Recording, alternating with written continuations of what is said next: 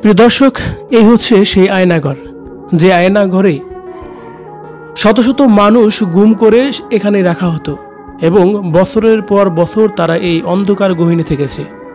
না শুনতে পারছে বাহিরের কোনো আজান, বাহিরের কোনো শব্দ, না শুনতে পারছে মানুষের কোনো কোলাহল ও পাখির কোনো শব্দ। এই অন্ধকার ঘরের মধ্যেই তাদের বছরের পর বছর কাটানো হয়েছে। নাম দিয়েছে আয়নাঘর। কিন্তু এই আয়নাঘরে কঠিন এক অন্ধকার, সবসময় অন্ধকারের মধ্যেই থাকতে হয়েছে তাদের।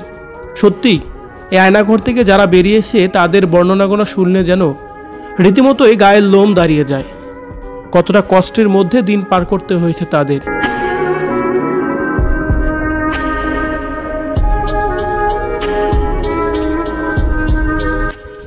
গহীন এই আয়নাঘরের ভিতরে আপনি থাকলে কতদিনই বা থাকতে পারতেন?